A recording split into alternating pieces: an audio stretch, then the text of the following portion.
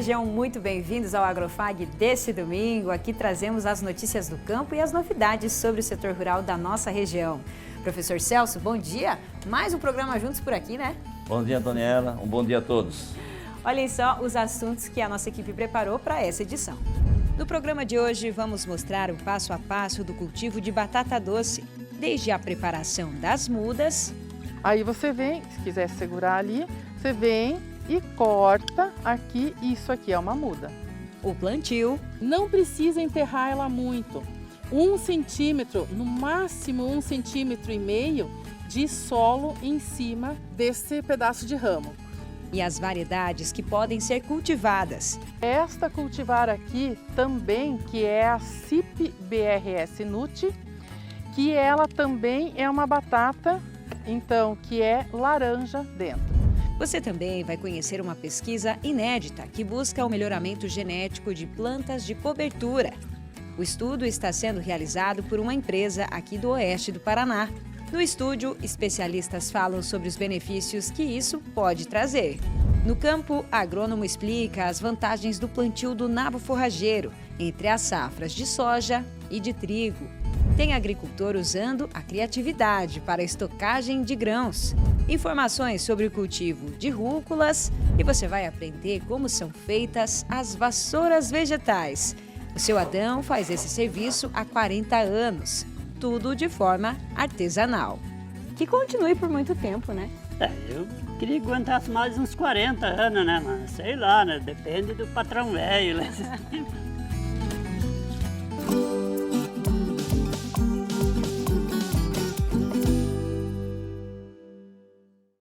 Professor Celso, a gente começa o Agrofag desse domingo falando sobre um alimento que é tradicional, popular e bastante saboroso, a batata doce.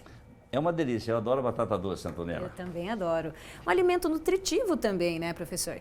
Vai depender da concentração da variedade que você está usando, né? De acordo com a cor, você vai ter uma concentração diferente. Isso aí. Ela tem feito aí bastante sucesso entre o mercado fitness, né? E outro ponto que está chamando bastante atenção é que ela representa, então, um alimento rentável aí para a agricultura familiar, né? É um nicho para o pequeno agricultor, com certeza. Com certeza, exatamente. E esse foi um dos temas abordados no curso sobre o cultivo de batata doce, que reuniu produtores rurais interessados em aprimorar técnicas e aumentar a produtividade no campo. Promovido em parceria entre a Embrapa, o IDR Paraná e o convênio Vitórias, que envolve a Itaipu Binacional e a FAP Agro, o evento abordou desde a produção das mudas, o plantio, manejo e as principais variedades disponíveis no mercado. Confira. A Andrea Becker é analista da Embrapa e especialista no cultivo de batata doce, um alimento muito popular e que há anos frequenta a mesa dos brasileiros. A batata doce, ela já foi plantada, né, pelos nossos avós, bisavós, pais. Então, assim, todas as pessoas, elas têm uma noção do plantio. Então, o que é necessário? Aquele detalhe que você precisa para aprimorar, né? Foi pensando em atender essa demanda por conhecimento sobre a cultura da batata doce que a área de agroecologia do IDR, localizada no Parque Tecnológico do Show Rural, recebeu cerca de 40 agricultores da região oeste do Paraná para aprimorar as técnicas de cultivo.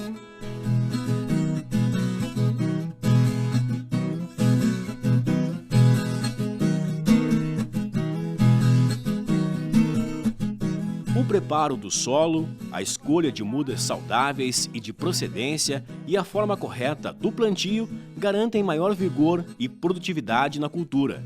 Andrea explica esse manejo passo a passo. O que você tem que pensar é que se você tem uma batata doce, uma muda de batata doce livre de vírus, ela vai conseguir expressar todo o seu potencial produtivo. Esse plantio aqui, ano passado, quando a gente começou, ele foi feito com mudas que vieram do viveiro credenciado da Embrapa, aqui do Paraná, que nos deu as mudas. Então, vem uma muda livre de vírus que você vai pegar e cortar, sempre deixar 3 gemas. Então, 1, 2, 3. Sempre quando tem uma folha, tem uma gema. Aí você vem, se quiser segurar ali, você vem e corta aqui, isso aqui é uma muda. Tá? Então, aqui nós podemos fazer mais uma muda aqui, que tem mais 3 gemas aqui. A partir do momento que foi feita essa muda aqui, no caso, ela já tem que fazer o plantio imediato? Sim. Aí você vai e planta ela. Alguns cuidados que a gente vai ter, então, com essa... Vou pegar essa aqui para exemplo. Alguns cuidados que você vai ter quando plantar. Se você deixar a folha inteira, ela vai perder muita umidade por esta folha. Você pode cortar toda a folha ou tirar 2/3 da folha. Então você vai pegar a folha, dobrar ao meio, dividir ela mais ou menos em 3 partes, 2 partes tu quebra e deixa uma parte. Então, ela ainda vai fazer um pouco de fotossíntese, vai perder menos água e vai aqui então emitir as raízes. Emitindo as raízes, essa gema aqui consegue se desenvolver. Agora é a hora do plantio, né? Fala pra gente as principais técnicas, então, para ter um bom rendimento. Então, a gente já preparou o solo, já fez o camaleão e você vai plantar isso aqui. Então, você vem aqui, isso aqui é o camaleão, abre um buraquinho, vamos dizer assim, e vai plantar ela. Não precisa enterrar ela muito. 1 centímetro, no máximo 1,5 centímetros de solo em cima desse pedaço de ramo. Então, ele está com 3 gemas. Essa gema aqui já está um pouco mais desenvolvida, eu já deixei ela fora. E as outras 2 vão acabar saindo também. Aqui a gente pode ter mais ou menos um exemplo, né, do quanto ela se desenvolve, né? Então você tem aqui toda uma área de desenvolvimento. A rama dessas 4 variedades aqui e da maior parte das batatas, ela cresce mais ou menos até 4, 5 metros de comprimento, né? Então ela vai invadir um camaleão, às vezes invade o outro, né? Então, cada planta daquela lá que você colocar no chão, ela vai produzir de 5 a 10 raízes tuberosas, tá? Aí elas vão ser de tamanhos diversos. Vai ter uma maior, uma menor, né? Uma pequena, mas ela vai dar mais ou menos em torno disso, de 5 a 7 até 10 raízes tuberosas. Depois de colhida, a batata doce precisa passar por um período de cura para alcançar seu melhor sabor. Durante 7 dias, deve ser armazenada em local seco e ventilado, mas sem exposição direta ao sol. Daí aquele leite que às vezes sai de dentro da batata, ele também já transformou os amidos e os açúcares ali dentro e ela vai ter um sabor muito melhor do que ela se você colhe e já vai consumir. Andréia também apresentou 4 cultivares para os agricultores, cada uma com características e cores diferentes. Aqui a gente tem uma cultivar que é do Iapar, do IDR hoje, que ela é uma batata doce da casca, né, meio rosa, e ela por dentro ela é laranja. Assim como esta cultivar aqui também, que é a CIP BRS Nut, que ela também é uma batata, então, que é laranja dentro. E a casquinha rosa. Então, essas batatas têm provitamina A, então são bons também para o desenvolvimento de crianças. Além disso, a gente tem essa aqui, que é a Rubisol. A Rubisol, ela tem essa característica de casca bem rubi, mas o interior dela, a polpa dela, ela é mais branca, ela é um creme, né? Então, por isso também que ela ganhou o nome de Rubisol, porque ela tem a casca rubi e dentro ela é creme com algumas pontuações em amarelo. E temos essa daqui, que é a BRS Cotinga. A BRS Cotinga é uma cultivar que ela é da casca roxa e da polpa roxa também. Então, ela é toda roxa dentro, é uma batata que tem muito antioxidante, então para a gente, né, manter-se mais tempo jovem, para as nossas células não envelhecerem, a batata doce roxa é uma das culturas que a gente pode estar consumindo. Versátil na culinária, a batata doce pode ser usada em receitas doces e salgadas. Algumas variedades são ideais para chips, outras para purês, lasanhas e até nhoques coloridos. Com mais acesso à informação e apoio técnico, os agricultores se sentem confiantes para aumentar a produção, gerar renda e fortalecer a agricultura familiar. Como explica a Simone Grisa, coordenadora da vitrine de agroecologia do IDR. Esse curso ele surgiu de uma demanda dos agricultores, de conhecer a cultura da batata doce, conhecer as variedades disponíveis na região e principalmente o manejo. Porque nas visitas que o pessoal faz no show rural, o grande questionamento, a minha área de batata doce não está produzindo, o que eu preciso fazer? Então foi um curso teórico, prático, que fundamentou bem esses conceitos e as variedades disponíveis no mercado. Os produtores destacaram a importância da capacitação e pretendem aplicar os novos conhecimentos em suas propriedades. Agora a questão que o senhor aprendeu aqui de manejo aqui, tem alguma coisa que o senhor vai levar também para esse cultivo? Eu vou levar sim, porque eu já fazia, quase que eu já fazia, mas tinha coisas que eu não tinha bem certeza como que eu podia fazer, se podia dar certo, se não podia. Então agora a gente já pode fazer sabendo que vai dar tudo certo. E está levando algumas mudas aqui também? Vou levando alguma muda, de cada uma variedade, de todas as variedades. A gente vem sempre buscando mais conhecimento, né, sobre essa prática. A batata doce ela tem essa especificação do manejo, né? Dependendo da região é uma forma de produzir, dependendo da região, né, é diferente. E a gente precisa sempre estar assim, né? Aprendendo as técnicas de manejo para que a gente produza melhor, né, a batata doce.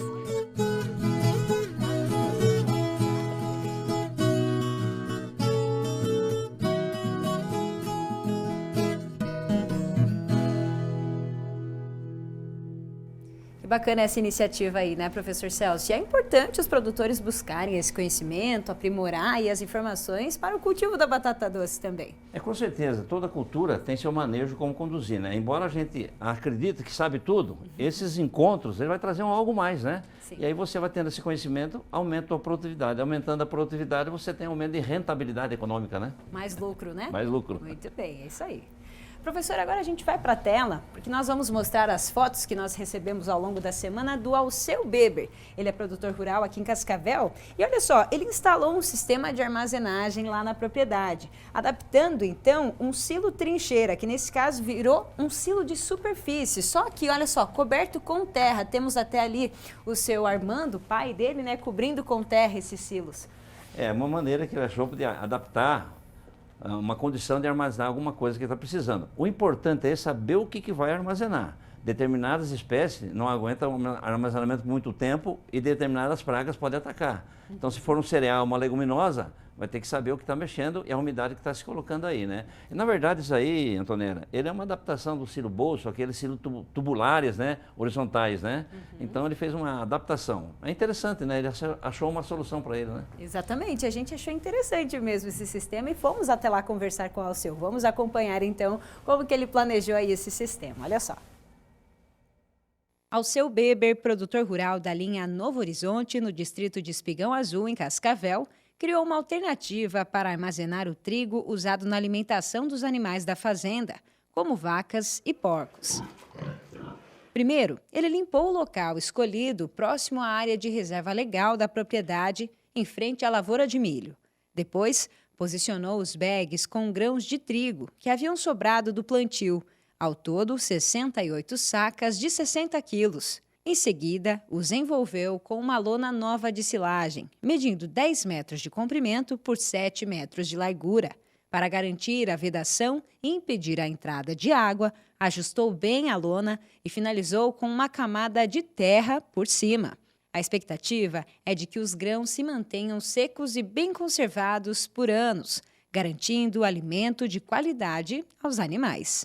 Hoje, se for armazenar isso numa cooperativa ou uma cerealista, né, eu calculo que fica, por exemplo, tem uma cooperativa que eu vi o preço a semana passada, R$ 7,00 a saca. E aqui está saindo mais ou menos em torno de R$ 4,00 a saca, ou até menos, né? Porque assim, qual que é o grande problema do grão?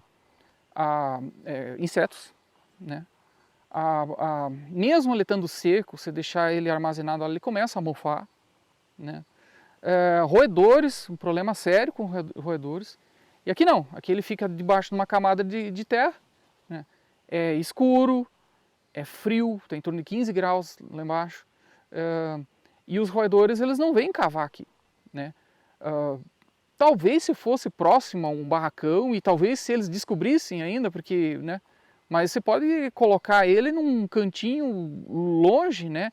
Um local da propriedade em que não seja muito utilizado, né? E por exemplo, aqui está no meio da lavoura, né? E o tamanho do espaço, né? A dimensão é baixa comparado ao volume, à quantidade de grãos que se estoca. Professor Celso, como a gente acompanhou, então, uma solução de armazenagem diferente que o ACEU encontrou, né? Os agricultores são muito criativos, né? Arrumar uma maneira de liberar espaço no barracão e ainda conservar o produto. Exato, é isso aí. E um recado agora para você que quer participar com a gente do programa, esclarecendo dúvidas, enviando fotos e vídeos, compartilhando informações e novidades da sua região ou sugerir assuntos para tratarmos aqui. Entre em contato com a nossa equipe via WhatsApp. O número é 4533213970. Estamos em todas as redes sociais, lá no Instagram, TikTok, YouTube e também no Facebook. Participe com a gente. E agora é hora da Isa na Fazenda. As informações são sobre o cultivo de rúculas no sistema convencional e também no hidropônico.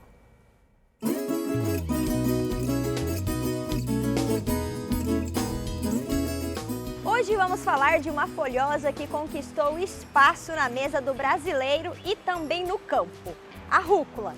Conhecida pelo sabor levemente picante, ela é um ingrediente cada vez mais valorizado na culinária. E por isso tem ganhado importância na horticultura nacional. Segundo dados da Conab, a rúcula está entre as 10 hortaliças folhosas mais comercializadas nos principais centros de abastecimento do país. Estima-se que o consumo médio per capita no Brasil esteja em torno de 300 gramas por ano, com tendência de crescimento. A produção está presente em todas as regiões brasileiras, com destaque para os estados de São Paulo, Minas Gerais, Rio de Janeiro, Pernambuco e Paraná. Com ciclo rápido e fácil manejo, a rúcula se torna uma excelente opção para a produção em hortas comerciais, familiares e até mesmo em sistemas urbanos. Em condições ideais, o ciclo da semeadura à colheita leva entre 30 e 40 dias no sistema convencional. Já em estufas de hidroponia pode levar cerca de 20 dias. Um fator que permite escalonar colheitas e manter a oferta constante no mercado. No Paraná, o clima subtropical úmido, com invernos bem definidos, favorece a produção, principalmente entre outubro e abril, quando há maior demanda e condições ideais para o desenvolvimento da planta. Em épocas de temperaturas mais baixas, o uso de estufas é que garante a continuidade da produção e a proteção contra geadas. Por isso, o cultivo hidropônico de rúcula tem se tornado uma alternativa altamente produtiva e rentável, já que pode garantir colheitas mais rápidas, folhas mais uniformes e com menor incidência de pragas e doenças. A colheita da rúcula é manual e a comercialização pode ser feita em maços, folhas soltas ou embaladas a vácuo, conforme a demanda do mercado. Aqui na Fazenda Escola, a produção é de 1.000 pés por ciclo de 20 dias em cultivo no sistema hidropônico. Não deixem de acompanhar o Agrofag nas redes sociais. Nos vemos na semana que vem. Até lá! Obrigada, Isa. E agora nós vamos mostrar uma alternativa para quem deseja adotar uma rotação de culturas que pode favorecer a saúde do solo. É o plantio do nabo forrageiro. A espécie tem ciclo curto e é uma opção para quem colheu a soja e vai plantar o trigo. Olha só. Nesta área, em São Salvador, distrito de Cascavel, o nabo forrageiro domina o cenário. O plantio foi realizado logo depois da colheita da soja e o ciclo da cultura será de apenas 30 dias. Em breve, ela será dessecada para que o trigo seja plantado. A transição é rápida. O sistema aproveita uma pequena janela entre as safras. Mas, como explica o engenheiro agrônomo Helmut Bleio, traz diversas vantagens para o solo. Essa planta, apesar de ficar pouco tempo, aqui em torno de 30 dias, a gente vê que ela se desenvolve rapidamente, forma um sistema radicular bem agressivo, né? A gente observa que tem raízes grandes já nesse tempo. Quando essa cultura for dessecada e as raízes morrerem, ficam os canais que levam oxigênio, água para a cultura que vem em seguida, né? Então eu consigo estruturar fisicamente melhor esse solo com toda essa massa de raízes que tem por baixo, que a gente não está enxergando aqui, mas assim como a gente enxerga essa cultura acima do solo, tem uma massa muito grande abaixo do solo. Além dos benefícios físicos, nós temos aí benefícios químicos, que a gente sabe, assim, se for buscar na literatura, a gente sabe que essa planta, quando ela entra em processo de decomposição, ela traz em torno de 40 quilos de nitrogênio por hectare.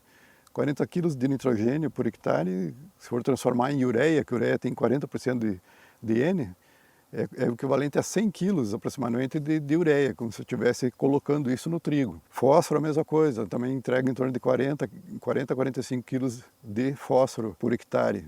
Realmente, outro ponto interessante que a gente precisa comentar também é a questão de doenças do solo, né?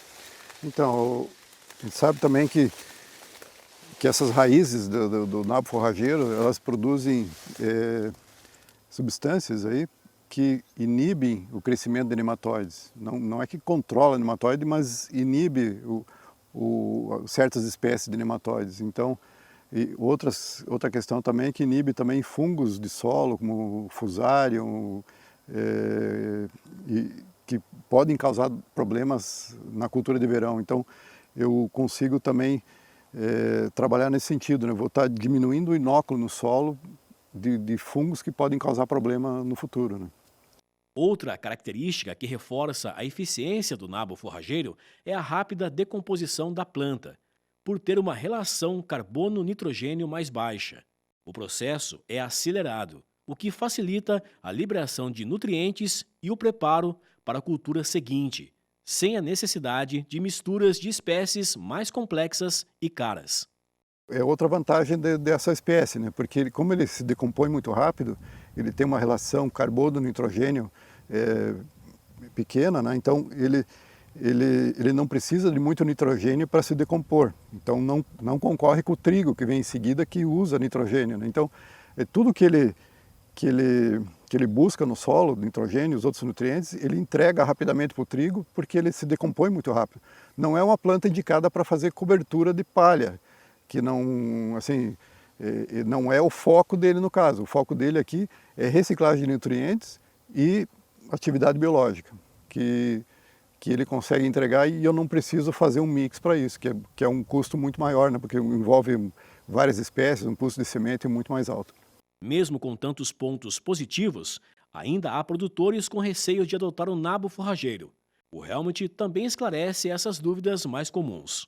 Os cuidados aí que a gente tem que ter, talvez alguém pode questionar, né? O nabo, plantas da família das brássicas, aí são plantas hospedeiras de mofo branco. Mofo branco é uma doença que pode criar problema lá no verão, na cultura de soja. Então, mas você está multiplicando o mofo branco na área, que é a esclerotínia, que a gente chama, né? Esclerotínia sclerotiorum, que é o nome científico da doença. O cuidado que a gente tem que ter é de secar o nabo antes dele formar os grãos, antes dele formar o fruto ali, que é a sílica, onde tem os grãos. Então, no pleno florescimento é o momento ideal para a dessecação, porque ele ainda não formou essa estrutura, e a gente sabe que o momento que ele está formando o grão é o momento mais favorável também para o desenvolvimento do fungo. Então, a gente interrompe o ciclo e não gera esse fungo. Helmut faz questão de ressaltar que quem sai ganhando com práticas de cobertura de solo como essa são as culturas que virão em seguida. A gente fala muito em promover o desenvolvimento, a vida no solo, na questão biológica, mas para que isso ocorra eu preciso ter plantas vivas. Então, nesse período que eu estaria aguardando a cultura do trigo, eu estaria com a palha de soja já há 2 meses praticamente aqui do soja colhido, estaria com esse solo descoberto, levando chuva, tendo uma certa erosão superficial, e não teria todo esse trabalho biológico ocorrendo, né? E isso tudo vai beneficiar tanto o trigo até a cultura de verão em seguida. É isso aí. E professor Celso, cabe falar que no próximo bloco a gente continua mostrando então os benefícios das plantas de cobertura e também falando sobre o melhoramento dessas plantas, né? Vai ser muito bom, uma conversa proveitosa. Isso aí, é já já. E agora vamos conferir como fecharam os preços do mercado agrícola em nossa região. Em Cascavel, a saca da soja R$ 118,00, a saca do milho R$ 60,00 e a saca do trigo R$ 80,00. Depois do intervalo, uma pesquisa inédita busca o melhoramento genético de plantas de cobertura. O estudo está sendo realizado por uma empresa do Paraná. No estúdio, especialistas falam sobre os benefícios que isso pode trazer. E daqui a pouco você vai saber como é feita uma vassoura vegetal.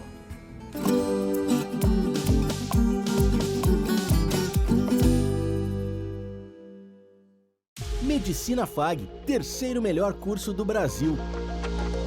Excelência comprovada, corpo docente de alto nível e infraestrutura de ponta. O ENAD 2025 reafirma: Medicina FAG é o melhor curso de Cascavel e o terceiro melhor entre as instituições privadas do país. Centro FAG, tradição e inovação para formar os melhores profissionais de saúde.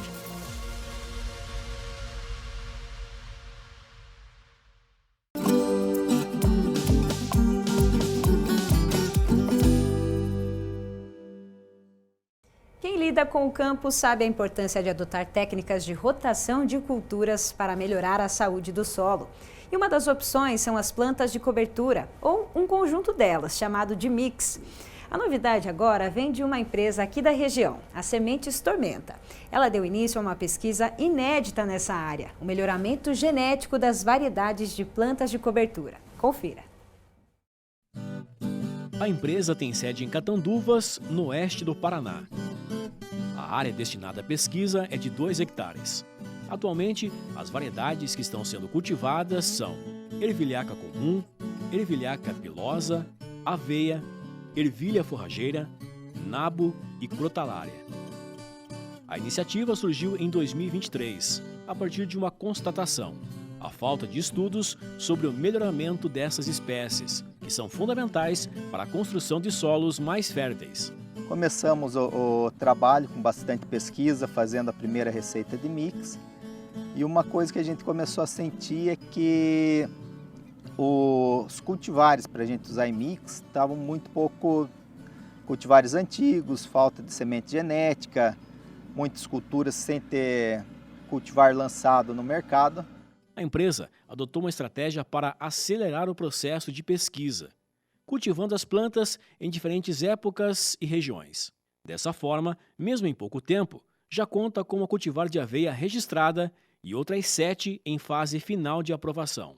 A meta é que até 2028 consiga oferecer cultivares melhoradas de todas as espécies trabalhadas.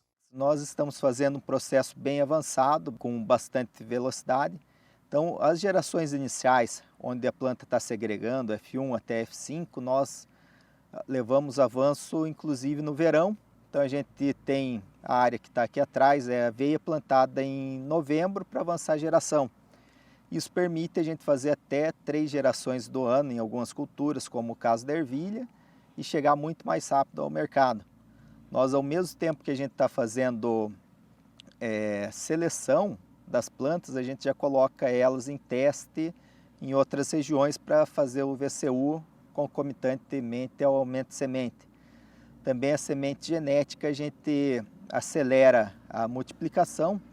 Esse ano a gente saiu de 20 quilos que foi produzido no inverno, plantamos em novembro aveia e conseguimos avançar as linhagens para sair com 600, 700 quilos agora para multiplicação. A gente consegue ter cultivares no mercado bem mais rápido. Na prática, o processo começa com uma necessidade identificada no campo. Pode ser um ciclo mais curto ou longo. Uma planta que produza mais biomassas ou que seja mais resistente ao clima e ao solo. A partir daí, os pesquisadores escolhem os pais ideais. Fazendo os cruzamentos, iniciam as primeiras gerações da nova cultivar. Como explica o Douglas, que é mestre em melhoramento genético e responsável aqui pela área. Dificilmente, às vezes, consegue tem uma planta as duas características boas. Então, o nosso trabalho é buscar primeiramente fontes de germoplasma, fontes de características boas, seleciona elas e depois a gente faz o cruzamento para tentar reunir o que tem de melhor nas duas plantas em uma nova planta, que é essa que vai ser comercializada para o agricultor. Então todo o trabalho inicial é esse, e depois na sequência, então a gente planta em épocas diferentes para todas terem possibilidade de fazer o cruzamento, todas terem a flor, e depois é um processo manual.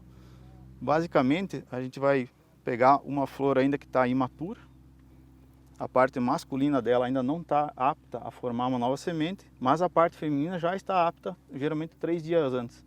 Então antes mesmo da flor abrir, a gente vem com uma pinça dessa de relojeiro, a gente vai, claro, né, retirar ela, a parte masculina, aqui sendo uma demonstração. Então antes dela abrir a flor, a gente vai com uma pinça e a gente retira a parte masculina dela.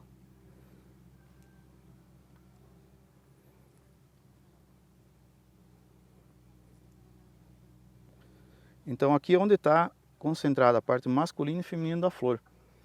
Como ela não abriu, a parte masculina não polinizou ainda, não formou um novo grão. Então a gente vem aqui e vai retirar a parte masculina dela, que seriam essas anteirinhas aqui. Esse grãozinho de pólen. Vamos ver se a gente consegue pegar. Essa é a parte masculina aqui. Então a gente retirando a parte masculina, a gente deixa só a parte feminina da flor. Então vai e busca numa outra planta que possa ter a característica que a gente deseja, que está viável o pólen, e poliniza a planta. Então a gente forma uma nova semente. E a partir dali que a gente começa a fazer as gerações para conseguir fazer com que essas plantas firmem as características. E depois a gente vai fazer a seleção para ver se alguma dessas plantas, resultado desse cruzamento inicial, conseguiu carregar o que tinha de melhor das plantas e vai atender os agricultores para frente. Então é assim que surge a nova cultivar. Então cada geração ela vai se tornando mais pura e depois cabe a nós avaliar nos ambientes, nas épocas, para ver se ela conseguiu reunir os atributos que vão dar uma boa cultivar para alguma finalidade específica. Enquanto o melhoramento genético avança, outro pilar do projeto se desenvolve: a criação de mixes personalizados. A área é comandada pelo engenheiro agrônomo Rafael Romo. São mais de 45 receitas diferentes, todas adaptadas aos sistemas produtivos e às condições regionais. A gente tem diferentes sistemas produtivos em diferentes regiões no Brasil todo. Então, se a gente pegar na região sul, a gente está falando de plantas que precisam ter resistência a temperaturas mais frias do inverno, que vai ser a entre-safra da soja, um pós-milho safrinha, ou até uma janela de plantio pré-trigo. A gente tem a saída da soja em fevereiro, plantio do trigo abril, maio, junho. Então a gente tem uma janela ali de 60 dias, 70 dias aproximadamente, onde a gente pode encaixar plantas de serviço, mix, trazendo grande diversidade biológica para a área, trazendo diferentes plantas para o sistema, diferentes exudatos que vão ser colocados no solo, condições de ciclagem de nutrientes diferentes e tudo mais, isso tudo trazendo grande ganho biológico, que seria o maior ganho com o uso das plantas de serviço em mix de cobertura, em associação, certo? Então a gente busca plantas que são adaptadas para as regiões, adaptadas para o sistema de cultivo que o produtor faz.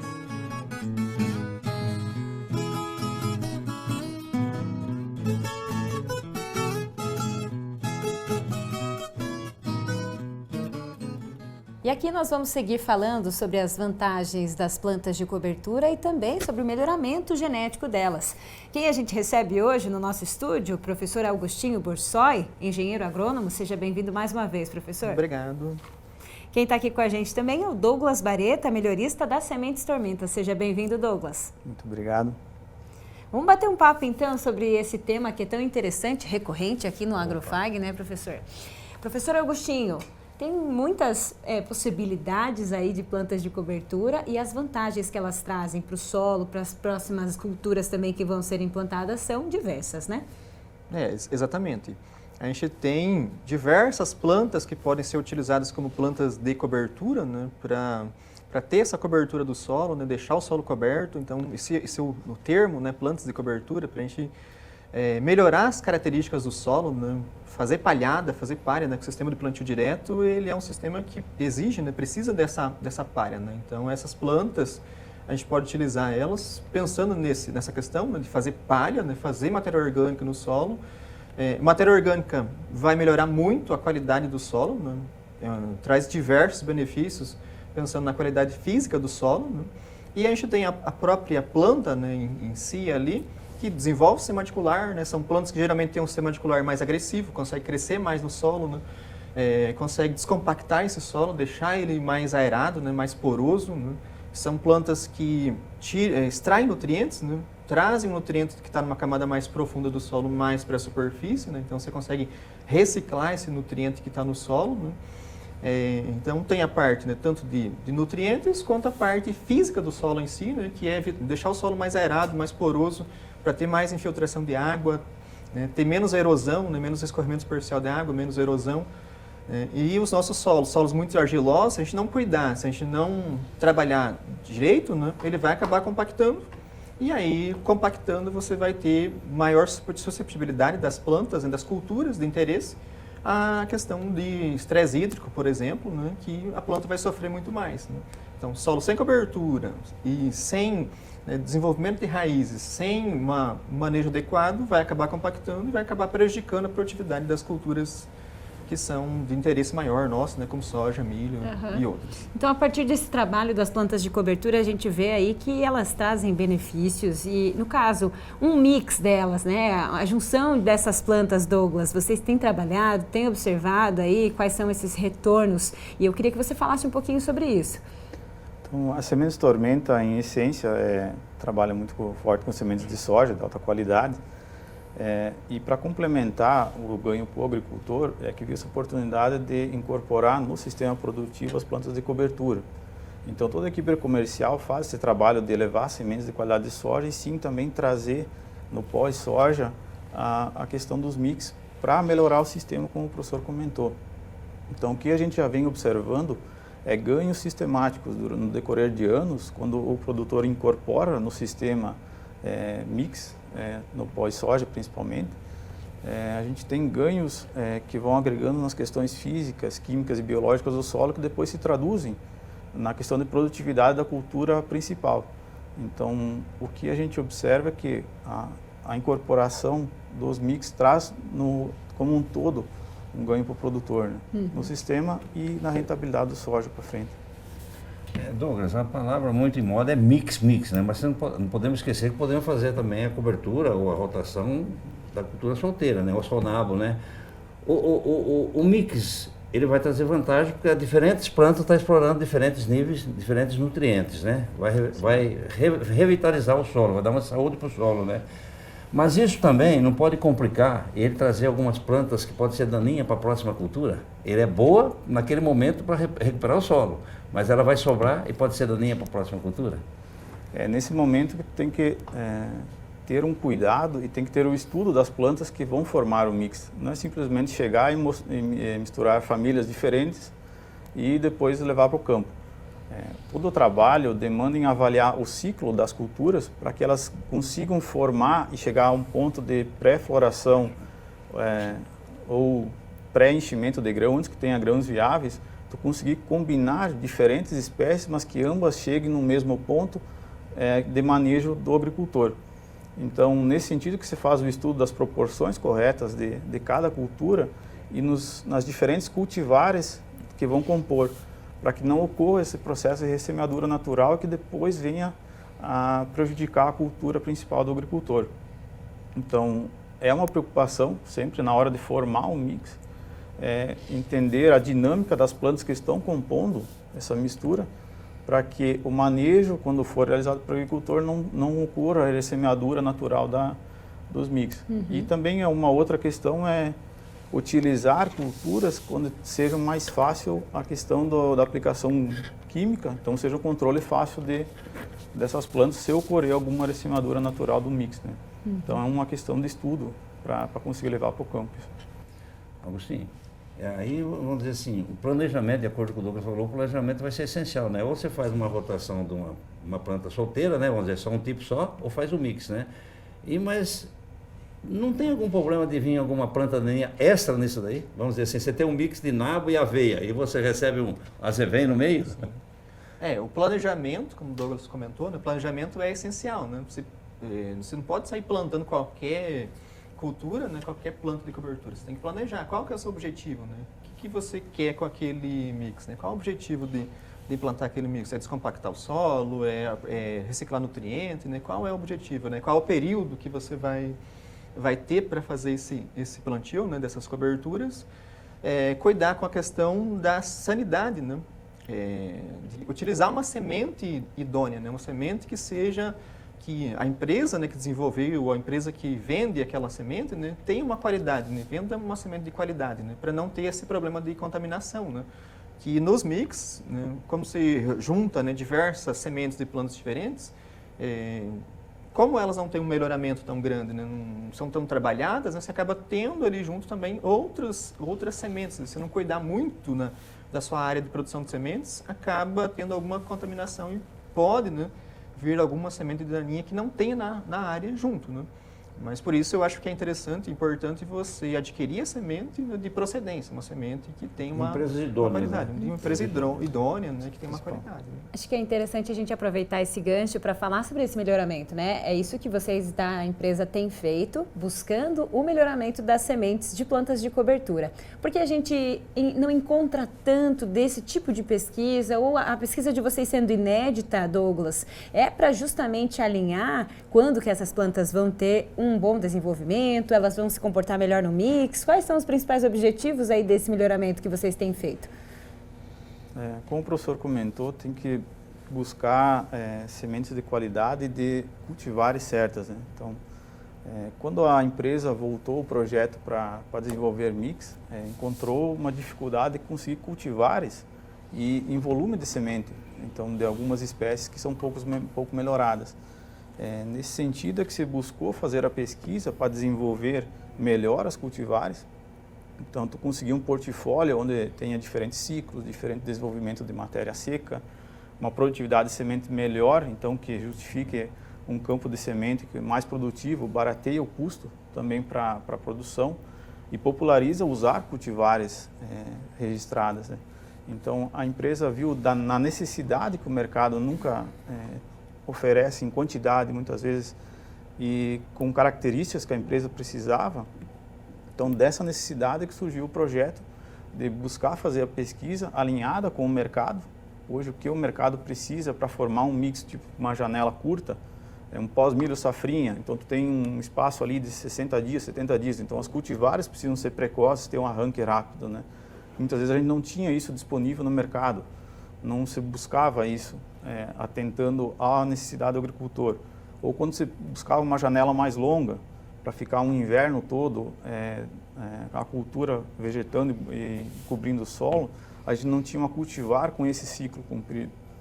Então o melhoramento vem para cobrir essas lacunas e conseguir fornecer um portfólio que na hora que o agricultor, ou no caso o setor de desenvolvimento de mix, consiga oferecer para cada região, na janela de plantio que tem, buscar as melhores combinações de espécies e de ciclo, formar um mix que atenda a esse agricultor da maneira mais satisfatória possível. E para a gente agora relembrar o que a gente viu ali na reportagem também, só queria que o Douglas falasse, né, a fase que vocês estão agora da área da pesquisa, o que está em desenvolvimento, o que vocês esperam aí para os próximos meses, próximos anos, o que a gente já tem aí de evolução, Douglas?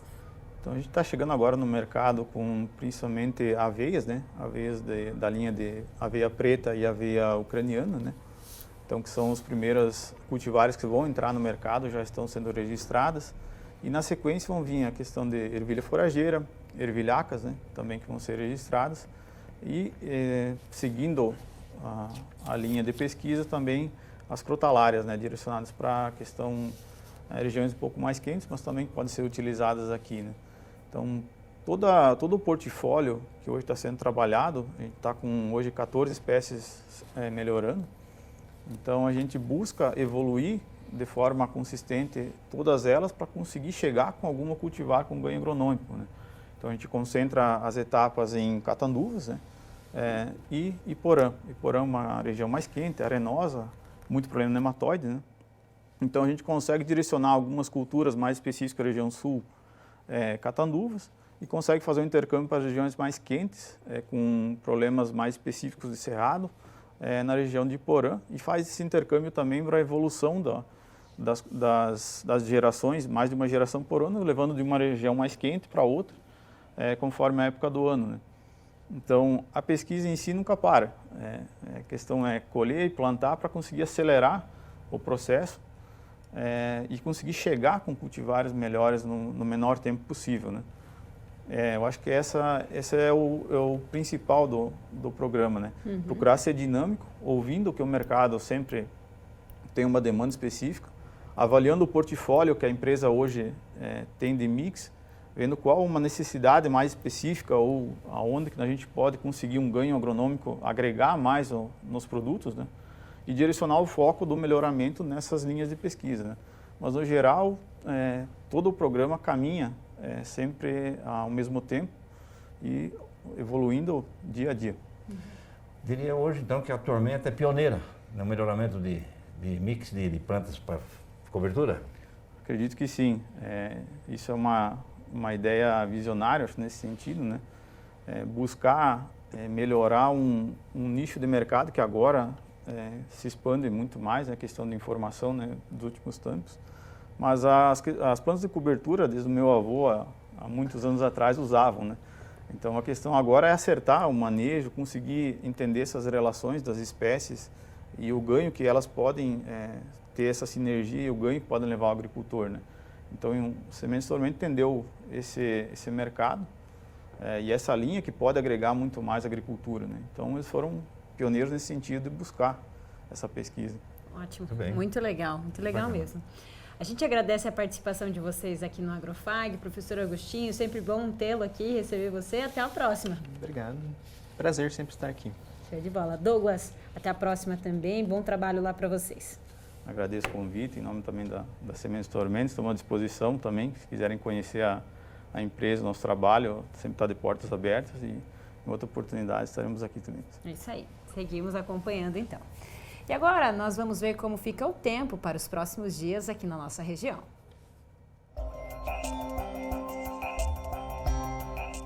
As temperaturas caíram nos últimos dias nas cidades paranaenses e hoje, segundo o que mostra o CIMEPAR, uma nova frente fria avança no mar, trazendo chuvas para cá.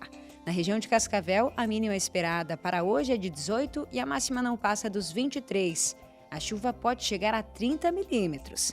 Essa nebulosidade vai perdendo força a partir de segunda-feira, que deve ser de tempo aberto e com sol entre nuvens.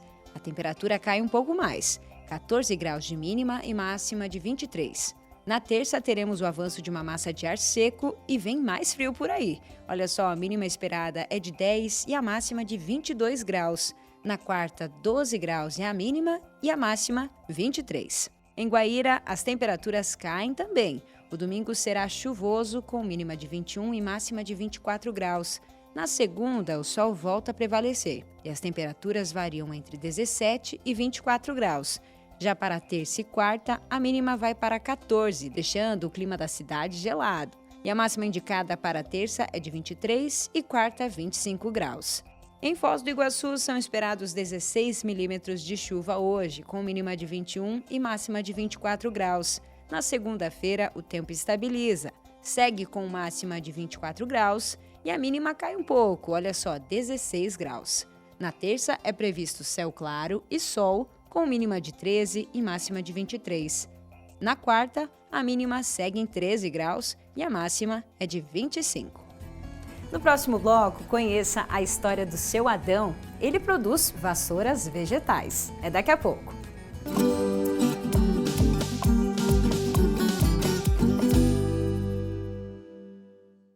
Medicina FAG, terceiro melhor curso do Brasil. Excelência comprovada, corpo docente de alto nível e infraestrutura de ponta.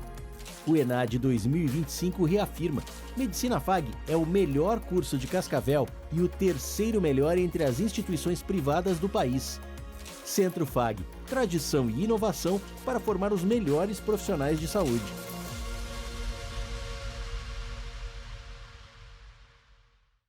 Conectados ao mundo. Somos todos. Somos um só. Somos muito mais. Global Connection. Descubra um novo programa de pós-graduação Centro Universitário FAG. Acesse o site e conheça os cursos disponíveis. Conexões internacionais e experiências transformadoras. fag.edu.br/pós. Inscrições pelo fone 4533213964. Pós-graduação Centro FAG. Global Connection. Realize.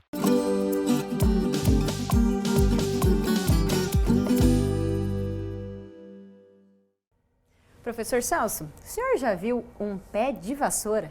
Pé de vassoura não, Toniela, mas a espécie que é usada para confeccionar a vassoura, sim. Exatamente, é um tipo de sorgo, né, utilizado para a produção de vassouras, como essa daqui que a gente está vendo na tela, com o seu Adão. É uma produção bem artesanal, né? Isso mesmo, muito é bem para a região artesanal. sul. Exato. E a gente ficou sabendo que ele produz de forma bem artesanal essas vassouras vegetais, ou caipiras, como alguns chamam. E nós fomos até lá para ver de perto todo esse trabalho. O sítio de 10 hectares fica no assentamento São Francisco, em Cascavel. A maior parte da área está arrendada para o plantio do milho safrinha. Esse pequeno espaço ao lado do pomar, o seu Adão reserva para uma atividade que aprendeu ainda jovem, a produção de vassouras. Isso começou com um irmão meu, né? Ele é bem mais velho que eu. Ele falou, quer fazer vassoura? Eu digo, olha, se tu me ensinar, eu faço, né? Porque eu não sei fazer. A gente começou a fazer, né, vassoura para vender e vendia, nós morávamos no interior, e vendia na cidade, vendia para algum vizinho. Aí gostei da luta, né? Hoje a gente vai acompanhar com o seu Adão como é o processo de produção dessas vassouras. A planta é uma variedade de sorgo que leva 8 meses para se desenvolver. Nesse tempo é possível fazer 2 cortes. Eu corto, aí eu puxo ela mais ou menos, pareio, né? Para empareiar os cachinhos, né? Aqui. Aí eu pego ela aqui, ó. Aí eu vou tirar toda a folha dela aqui. Aí ela enxuga bem mais rápido, né? Sem a folhinha. A folhinha ela demora um pouco mais. Aí eu jogo ela no chão aqui. Daí deixo ela aqui um meio-dia, conforme eu solo até um dia, né? Aí depois eu pego e viro ela de novo. Aí a hora que ela enxuga, aí eu pego e ela levo pro garpão, né? As ramas de cima é que são utilizadas. Seu Adão aproveita apenas as maiores, que estão carregadas de sementes. As menores vão para o descarte. É aqui que o processamento das plantas continua. Depois de secas, o seu Adão traz as plantas aqui para o barracão. E é aqui onde começa a retirada das sementes, para que a vassoura comece a ganhar forma. Então o senhor tem uma raspeadeira aí na mão, né? Isso adaptada. mesmo, uma raspeadeira, né? E ela é utilizada geralmente para pelo de cavalo. É, para pelo de cavalo. Antigamente as pessoas só usavam isso aqui para limpar os cavalos, né? Tirar todo aquele pelo solto, né? Aí caía tudo no chão, ficava bonitinho, né? E agora o senhor eu então. Hoje estou usando para tirar a semente da vassoura. Né? Muito bem. Como é que o senhor faz? Vamos ver aí. Olha, eu faço isso aqui, ó. Então, sai tudo. Tem alguma que ela é mais durinha um pouquinho. Até ela ficar toda Sim, lisinha. até ela ficar 90%, né? Sem semente, né? Aí quanto menos semente, melhor, né? Fica mais bonitinha, né? Aí eu pego ela, depois eu trago toda ela aqui, ó. Eu empareio mais ou menos, assim, as pontas dela, né? Pra ela ficar na mesma altura. Pra ela ficar mais bonitinha, né? Mais pareinha. Aí eu faço o massinho conforme eu vejo que tá no ponto, né? Em seguida, ele amarra e olha só que curioso, para deixar essa etapa mais prática, ele criou um sistema. Não é difícil, né? Depois de pegar a prática, né? Eu não... Né? Ó. Aí eu vou amarrando ele aqui, ó. Aí eu vou carcando com o pé. Aí quando eu vejo que ele tá bom, né? Aí eu passo o arame aqui assim, ó. Aqui, ó. Depois eu dobro a ponta dele aqui. Aí eu pego o alicate e faço isso aqui, ó. Aí ele já não escapa mais. Aí eu tiro de volta, aí eu pego e corto novamente aqui, ó.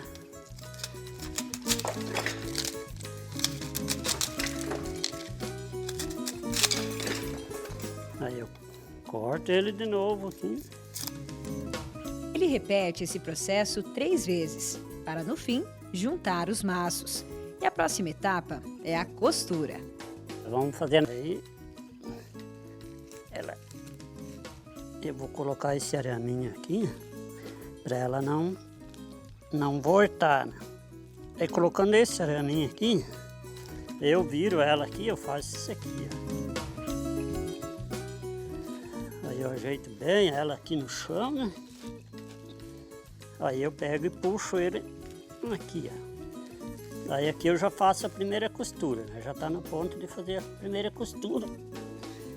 Aí eu começo a fazer isso aqui, ó.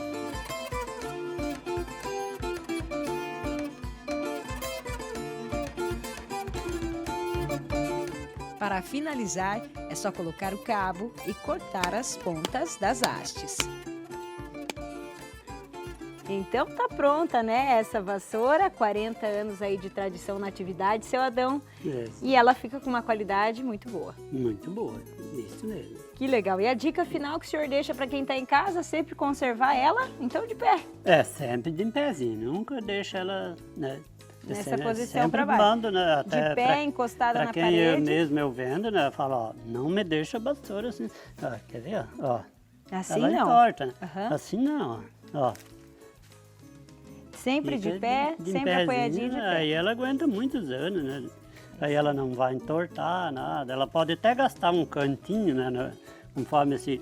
Eu já não. Eu quando pego vassoura para barrer, eu barro dos dois lados. Aqui e aqui. Aí ela gasta tanto aqui que nem aqui. Fica equilibrado, não então. Fica nada. É isso aí. Torta, né? Muito bem. Obrigada por receber a nossa equipe aqui no seu eu sítio, agradeço, né? A gente ficou muito feliz de ter conhecido aí o senhor e essa tradição interessante, há 40 anos produzindo vassoura, que continue por muito tempo, né? Eu queria aguentar mais uns 40 anos, né? Mas sei lá, né? Depende do patrão velho, né?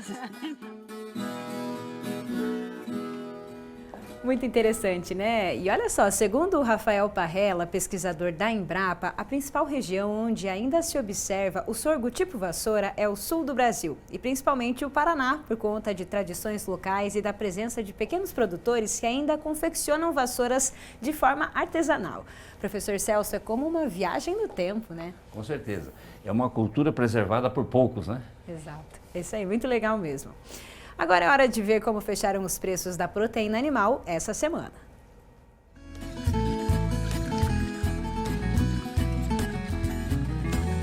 A arroba do boi gordo encerrou a semana em R$ 324,15. O quilo do suíno, R$ 6,57 e o quilo do frango, R$ 4,39. E agora vamos ao quadro Redes Sociais, em que a gente mostra aqui as fotos e vídeos que vocês nos enviaram durante a semana. Começamos, inclusive, mostrando essa foto aqui na tela, né, professor? Olha que linda essa celósia do seu Lauro, lá de São João do Oeste. A famosa crista de galo. É isso mesmo. Linda essa planta, né? Inclusive, ele mandou pra gente durante essa semana. Queremos deixar aqui um abraço para ele e toda a família. É isso aí, vamos seguir então, a gente mostra agora a foto dessa figurinha aqui, que assiste o Agrofag todos os domingos, é a Laura. Ela então que é apaixonada aí por animais, olha os cavalos que lindos, né? Fotos muito bonitas. Laurinha, então obrigada por nos assistir aqui no programa e também a gente quer deixar aí um grande beijo para você e toda a sua família. Vamos lá, a gente continua aqui falando agora sobre o prazo para inscrição em concursos de queijos, que termina no dia 1º de maio. Então, é a segunda edição do Prêmio Queijos do Paraná. A gente tem um vídeo da Luciana Matsuguma e olha só o que ela explica sobre esse concurso. Esse recado é para você aí que produz queijo, tanto no seu sítio, na sua fazenda ou no laticínio. Então, nós estamos com o Prêmio Queijos Paraná com as inscrições abertas até o dia 1º de maio, ou seja, já estamos na reta final das inscrições e todos esses produtores estão convidados a fazer sua inscrição. Lembrando, não tem custo para participar e você pode escrever mais de um queijo para essa segunda edição do Prêmio Queijos do Paraná. e, além disso, são vários os prêmios que serão recebidos. Das medalhas de bronze, prata e ouro, recebe alguns equipamentos, alguns cursos. Da medalha de super ouro, vai receber uma viagem nacional e internacional a ser definida. E teremos o melhor queijo dessa segunda edição. E a grande novidade é o concurso Excelência Mussarela, para aqueles produtores de mussarela que tiverem a sua produção destinada especificamente para pizza. Essa avaliação vai ser específica com a análise técnico-funcional e sensorial. Lembrando que também não tem custo e as 5 melhores mussarelas serão premiadas com uma viagem. Então corre lá, produtores de queijo, tanto que fazem no sítio, que fazem na fazenda ou dentro do laticínio, estão todos convidados, corram e abram a página do sistemafaep.org.br que você vai achar e encontrar o site de inscrição. Lembrando, não tem custo algum e são várias as premiações. Acontece a avaliação dos queijos no dia 29 e 30 de maio. Estão todos convidados. Dado o recado aí da Luciana, então, para você que quer participar, a gente vai deixar inclusive esse QR Code aqui na tela, mais um pouquinho, e também as informações. Seguimos aqui, então, olha só, AgriShow 2025, então vai ser realizado, né, esse grande evento a partir do dia 28 de abril até o dia 2 de maio.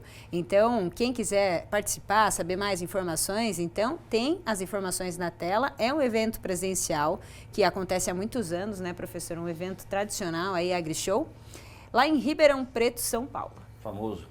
Muito famoso, muito bem.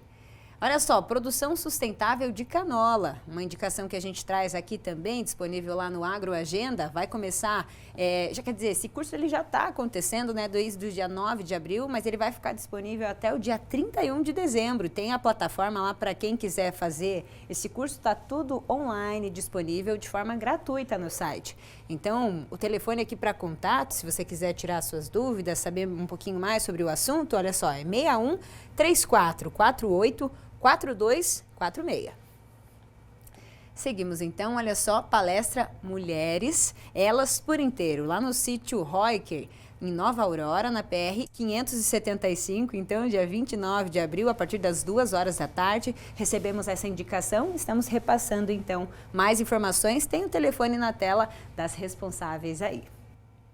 Curso agora sobre derivados de pinhão, promoção social, lá na sede do Sindicato Rural de Cascavel, dia 23 e 24 de maio, das 8 da manhã até as 5 horas da tarde. Então, uma qualificação gratuita com certificado, indicada aí para produtores rurais maiores de 18 anos. E o telefone é o 45999420063. Temos mais indicações aqui, classificação de grãos, é um curso também realizado aí pelo Sindicato Rural em parceria com o Sistema FAEP, lá na sede do sindicato, do dia 13 de maio até o dia 16, das 8 até as 5 horas da tarde. O telefone é o mesmo.